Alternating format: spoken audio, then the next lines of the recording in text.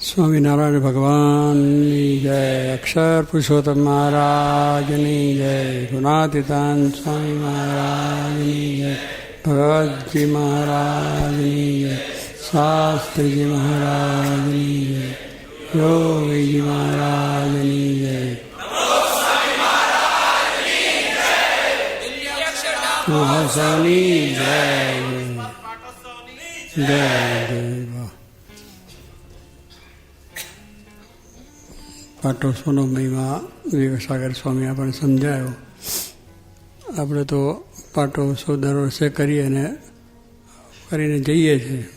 પાટોત્સવ કરવાનો હેતુ છે કે આપણે વિવેકસાગરે જેમ સમજાયું એમ કે આપણી અંદર કેટલી વૃદ્ધિ થાય છે, આપણે કેટલા વધ્યા છે, કેટલો સત્સંગ વધારે થયો છે. બાકી દુનિયામાં પૈસે ટકે એ તો બધી જ છે. એક નહીં ને બે બીજી દુકાન, ત્રીજી નહીં ને ચોથી થઈને એમાં કંઈ વાંધો નથી આવ્યો. એમાં એ થાક લાગતો નથી, એમાં ઉજાગરો લાગતો નથી, એમાં કંટાળો આવતો નથી, ભીડો પડતો નથી. ચાલો એકની ચાર થાય તો એ માણસ છે ને કરાવી લેશું ને. એટલે એમાં કંટાળો નથી. કંટાળો ભગવાન ભજવામાં જ આવે છે. એ સારું નીત ઉઠીને મંદિરમાં જવું, નીત ઉઠીને પૂજા કરવી, માળા કરવી, ફરી તિલક કરવું, એમાં વધારે શરમ આવે કે કોઈ આપણને શું કહે છે, ભગતડો કહે છે, કે સ્વામિનારીઓ કહે છે કે શું કહે છે. એટલે શરમ આવે બહાર જતો. અને સ્વામી કહે છે આપણે દુનિયાના વ્યવહારના કામ કરતા કોઈને શરમ છે કે ભાઈ આપણે ધંધો કરીએ એમાં શરમ આવે છે? કોઈને શરમ નથી. કરવું જ જોઈએ. આપણું કામ છે ને કરીએ, એટલું એને ના ગમતું હોય તોય કરીએ. એટલે એમ આપણે મકાન સારું કરીએ, બીજા ના ગમતું એટલે ના કરવું. આપણે રહેવાની આપણી સગવડને આપણે જરૂર છે તો કરીએ છીએ. એમ દરેક બાબતમાં આપણને એમાં આપણા પોતાના માટે કરીએ એમાં કંઈ કંટાળો નથી. એમ કોઈ શું કહેશે, શું બોલશે એનો પણ નથી. વસ્તુ એક જ છે કે ભગવાન ભજવામાં કોઈ શું કહેશે, આપણે કેવા લાગશું, આપણે તિલક કરશું તો કોઈ એમ કહેશે. એટલે આવા બધા વિચારો આવે છે કારણ કે હજુ પૂરી નિષ્ઠા બેઠી નથી, પૂરો આપણને સત્સંગ પચ્યો નથી અને પૂરેપૂરી દૃઢતા નથી. એટલે આ વિચાર આવે. જેમ વેપાર ધંધા નોકરીની બીજા કાર્યો વ્યવહારમાં દૃઢતા થઈ છે કે આ કરવું છે, પછી કોઈ ગમે એવું કહેવું ના ગમે ગમે તે પણ કરવું છે. એવી દ્રઢતા જોઈએ આપણે. દ્રઢતા છે અને દ્રઢતા જોર કંઈ કરીએ તો શું કે દ્રઢતા જોઈને મદદ કરે મોરારી. આપણી દ્રઢતા હોય તો કોઈને વાંધો કંઈ જ આવે નહીં અને સારી રીતે થઈ જાય. આ છોકરાઓને કેટલા તિલક ચાલુ કરીએ છીએ. એટલે એમનો એક છોકરા મળ્યો ને કહ્યું તો બહુ સારી રીતે તિલક ચાલુ કરી જાય. ત્યાં ગયા તેના છોકરાઓ છે એ બધાએ કેટલાક બોલતા, એના સાહેબ છે એ પણ રાજી. એને પણ કંઈ કહ્યું તો કે ના હું તો કરીને આવીશ, તમારે ના રાખવું ના રાખવું પણ હું તો રાખીશ. પેલાને ડરતા થઈ બહુ સારું ભાઈ છોકરાને આટલી ડરતા છે. તો કહેવાનું શું ભાઈ આપણને પોતાની હિંમત નથી. હિંમત છે એટલે સત્સંગ જે સાચવવો અને એને જે કરો કે આપણે કરવાનું શું છે કે ભગવાન મળ્યા અને ભગવાન જેવા સંત મળ્યા, આપણને આવો સત્સંગ મળ્યો, આવી જે વાત મળી છે તો એની અંદર આપણે સાચવવાનું. જેમ મિલકત સાચવીએ છીએ, આપણું કુટુંબ જેમ સાચવીએ છીએ એવી રીતે સત્સંગને પણ સાચવવાનું. એ સત્સંગ પણ એક વસ્તુ કિંમતી છે. સત્સંગ એટલે આપણે ભગવાનને સંત મળ્યા, એવા પુરુષ મળ્યા, ભગવાન મળ્યા, એને પણ સાચવવાના છે. એમાં અભાવ ના આવી જાય, અવગુણ ના આવી જાય, એમાં ભક્તિ મોરી ના પડી જાય, માળા પૂજાની વસ્તુ મોરી ના પડી જાય, ઉત્સવ સમયા મોરા ના પડી જાય. એમાં એ જાતનું છે કે જેમ પેલી વસ્તુને સાચવીને આપણે એને વધારે એનો વ્યવસ્થા કરીએ છીએ એમ આની પણ એ વ્યવસ્થા રહેવી. દરરોજને દરરોજ આપણે આ વસ્તુનો લાભ. હવે આપણે સત્સંગ થયો અને સત્સંગના જેમ મિલકતને વધારવા માટે બીજા ઉપાયો કરીએ છીએ. વધારે દુકાનો કરીએ કે બીજું કરીએ કે આયોજન કરીએ કે વધારે આપણો વ્યવહાર વધારે થાય. તો એની જેમ આયોજન કરીએ એમ સત્સંગ કેમ વધે છે એનો પણ આપણો કેમ વધે, આપણી અંદર ધર્મ જ્ઞાન વૈરાગ ભક્તિ દ્રઢ થાય અને ભગવાનની ભક્તિ આપણામાં દ્રઢ થાય. એવી ને એવી બીજાને પણ આપણે કરાવી શકીએ. એ વૃદ્ધિ થાય એનો. જેમ એકથી બે દુકાનો થઈને બેની ચાર થઈ જેમ વાત કરીએ છીએ કે વૃદ્ધિ થયું કહેવાય. એક હોય ને ફરી પછી એ કંઈ રહે નહીં, એ કંઈ વૃદ્ધિ ના થાય તો ખોઈ નાખ્યું બધું. કારણ કે ઠેકાનું ના રહ્યું એટલે ખોવાઈ ગયું. એમાં સત્સંગમાં જો આપણે એવું ના હોય તો આપણો જતો રહે સત્સંગ, બીજાને તો ક્યાંથી રહ્યો, બીજો થયો. તો 12 મહિને આપણે પણ જેમ આપણા ધંધા વેપારમાં થોડો લાભ થાય એનો પ્રયત્ન કરીએ, એમ સત્સંગ માટેનો પણ પ્રયત્ન કે આપણે આપણા વર્ષની અંદર 1-2 જણને તો આપણા જેવા નિષ્ઠાવાન કરવા જોઈએ અને એને વાત કરવી જોઈએ. કારણ કે આપણે વાત કરવામાં ક્ષોભ ન પામો. સ્વામિનારાયણ ભગવાન છે, ગુના સ્વામી મૂળ અક્ષર છે, સત્સંગ સાચો છે, તમે આવો અને જુઓ, લાભ લો, કથા કરો, વાર્તા કરો, બોલાવા, ચલાવો, બેહાડ, એમ કરીને પણ એના જીવને સત્સંગ કરવો.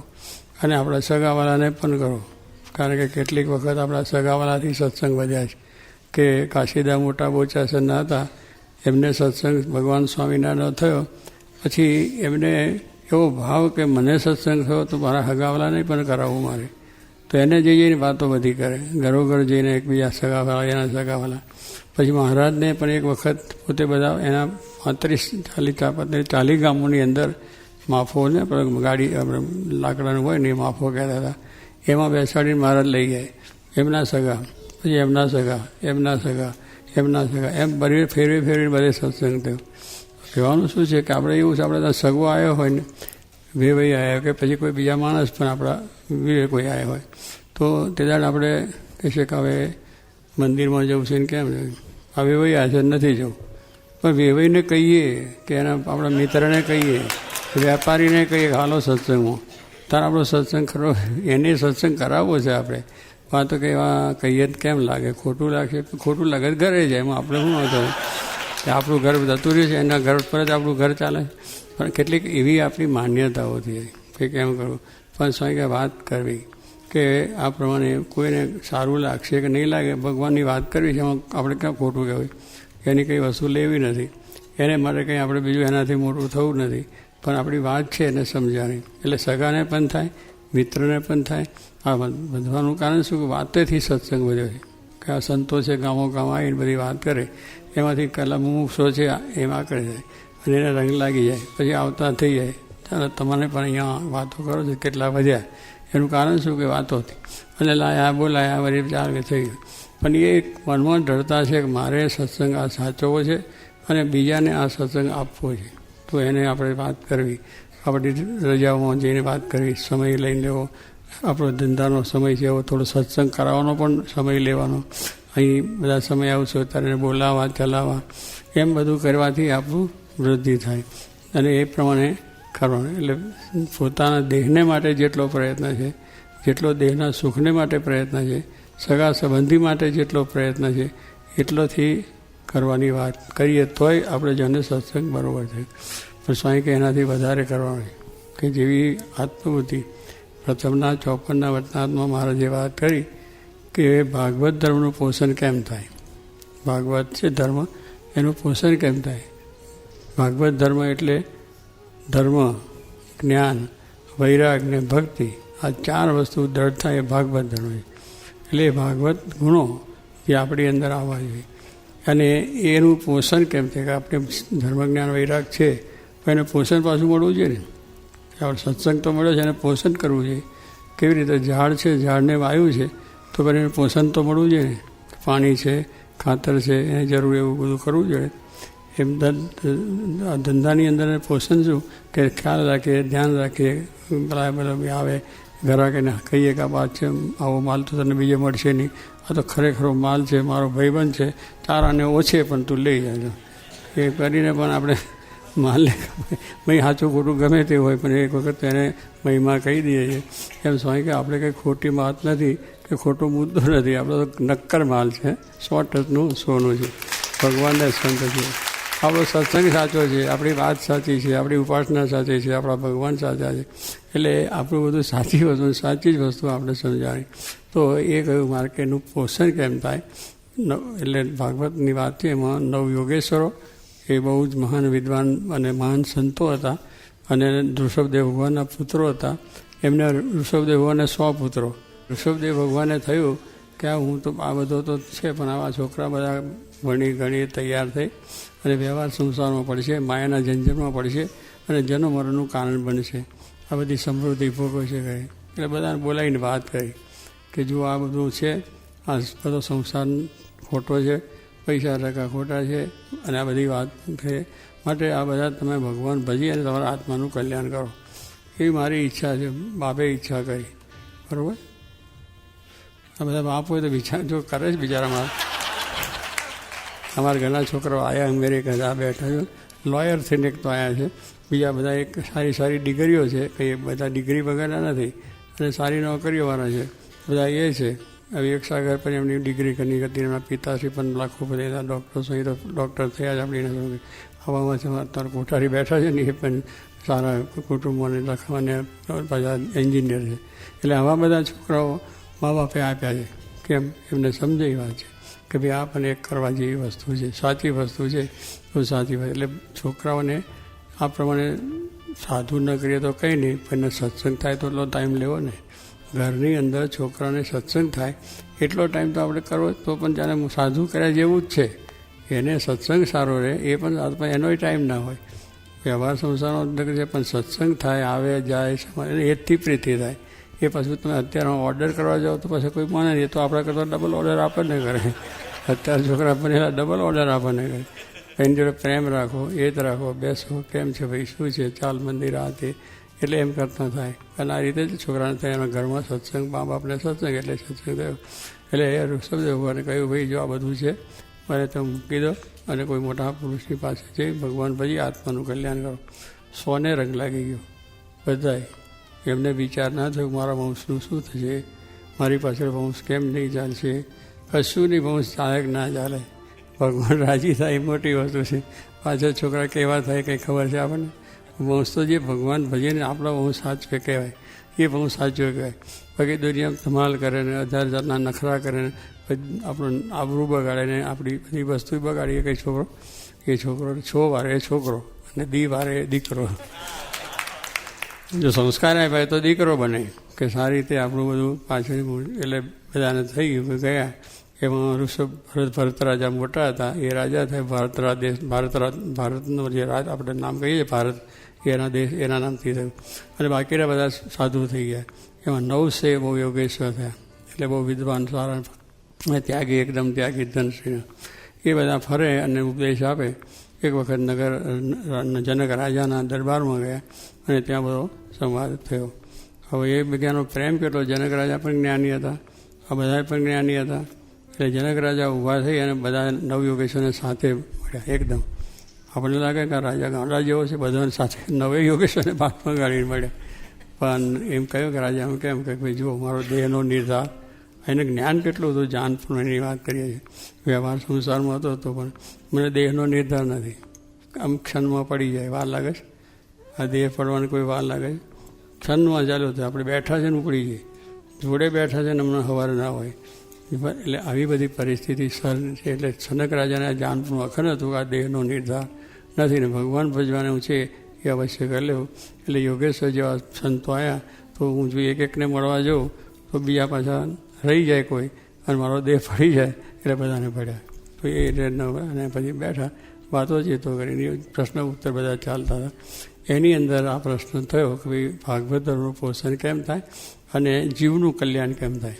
આ એક પ્રશ્ન છે. આધ્યાત્મિક પ્રશ્નો હોય, આપણે તો જગતના માયાના પ્રશ્નો કર્યા કરીએ, એક ઉતારો બહાર જઈને કરવાનો. અહીંયા તો આપણે ભજન જ સત્સંગ માટે જ આપણે આવીએ છીએ. ઘરમાં પણ આપણા ઘરમાં એ હોવું જોઈએ. ભગવો આવ્યો હોય, વાલો હોય, મિત્ર આવ્યો હોય તો 2 ઘડી વાર 2 વાતો તો કરી.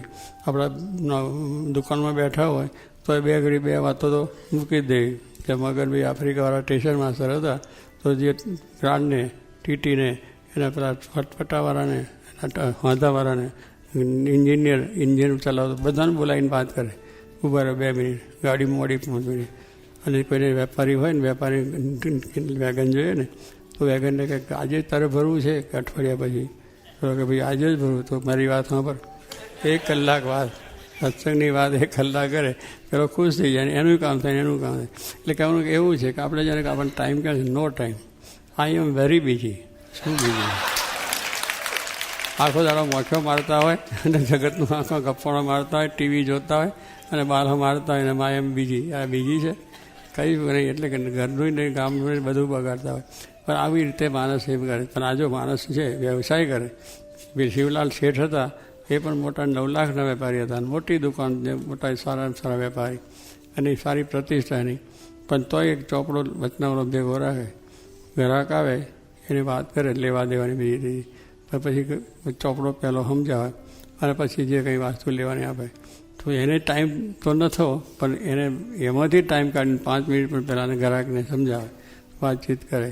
એટલે એટલો આગ્રહ કહેવાનું શું છે કે આપણે આટલી વાત છે 2 શબ્દો નાખી દઈએ તો આ સ્વામી કહે ઉગશે.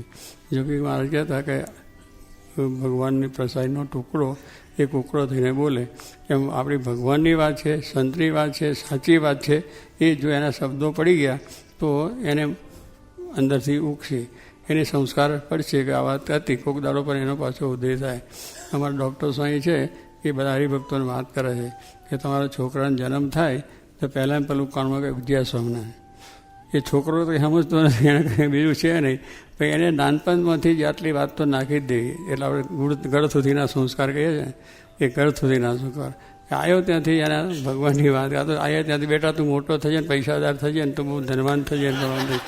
એટલે ભાઈ એ ધનવાન થવાનો છે, તમે નહીં કહો તો એ થવાનો છે, આ ભગત નથી થવાનો એની વાત તૈયારી કરો. તો એ ડૉક્ટર કે આપણે નાનપણથી જ આ સંસ્કાર એ કહે છે, પાનમાં ફૂંક મારી દેવી કે જય સ્વામિનારાયણ. તો કહેવાનું શું છે કે આમ બાપે વાત કરીને બધા થયા એ માનવ ભાગવત ધર્મનું પોષણ. એટલે સ્વામી મહારાજે ઉત્તર કર્યો કે આ પ્રમાણે ધર્મ, જ્ઞાન, વૈરાગ, ભક્તિ, યોગ્ય 4 ગુણે સંપન્ન એવા શ્રોત્રિય બ્રહ્મનિષ્ઠ જે સંત, એકાંતિક સંત જેને કહીએ છીએ, ગુણાતીત સંત કહીએ છીએ, એવા સંતનો સમાગમ થાય તો ભાગવત ધર્મ પોષણ થાય. આપણને આ સત્સંગ છે એ સંતો આવીને તમને વાત કરી કરે છે, એટલે આપણે ઢીલા પડીએ, પણ એ આવીને પાછા વાતો કરી કરીને ઊભા કરે છે. એટલે એનું પોષણ થાય. એટલે શું પાણી વાવીએ, ખાતર નાખીએ, બીજી સારવાર કરીએ તો ઝાડ મોટું થાય છે, પોષણ થાય. એટલે એને વધારે બળ મળવું જોઈએ. તો એ કથા વાર્તા કીર્તન ભજનથી થાય. આ મંદિર રવિવારની સભા શું કરો છો કે માગે આપણું બળ રહે, આપણું સત્સંગનું આગળ વૃદ્ધિ થાય, આગળ એ થાય. તો એ પોષણ મળ્યું તો આપણે બેઠા જ બધા, તો સાગે પોષણ થાય. અને ભાગવત ધર્મ આ સંત જે છે એમના થકી ભાગવત ધર્મનું પોષણ થાય અને જીવને મોક્ષનું દ્વાર પણ ઓપન થાય. પ્રથમ 54 છે, વાંચજો બધા, બહુ નાની ચોપડ બતાવે છે, પણ એ મોક્ષનું દ્વાર ગુણા સ્વામી કહે છે આમાં મોક્ષનું દ્વાર મહારાજ બતાવી દીધું. આ વિશ્વનાથ અંદર મોક્ષનું દ્વાર આપણને બતાવી દીધું. હવે મોક્ષનું દ્વાર છે એ દળતા કરીને પછી આપણે મંડીએ તો પછી આપણો મોક્ષ થઈ જાય ને. તો ત્યાં આગળ આ વચનામાં કહ્યું છે. અને એવી આત્મબુદ્ધિ પાછી એની અંદર કરવી જોઈએ કે જેવી આત્મબુદ્ધિ દેહમાં છે, દેહના સંબંધીમાં છે, વ્યવહાર સંસારમાં છે, એને માટે રાત દિવસ મોડું વહેલું ગમે તે સુખ દુઃખ હોય, મોદાએ હાજા હોય, પણ ઓફિસે તો જીઆઈ જાય કે તો ના ચાલે. તારે કહેવાનું તે આપણે આજ મોદા હાજા કે વેપારમાં આગું પાછું હોય, પણ મંદિર વગર તો ના જ ચાલે. પૂજા તો કરવી જોઈએ, ભક્તિ તો કરવી જોઈએ, એવું પાછું હોવું જોઈએ. તો સ્વામી કે એવી રીતે સત્સંગમાં આત્મબુદ્ધિ એવા સત્પુરુષ છે એમાં આત્મબુદ્ધિ થાય અને આ પ્રમાણે ભગવાનમાં આત્મબુદ્ધિ થાય તો સ્વામી કે આપણે મોક્ષનું દ્વાર ઉગાડું થઈ જાય અને શાંતિ થઈ જાય.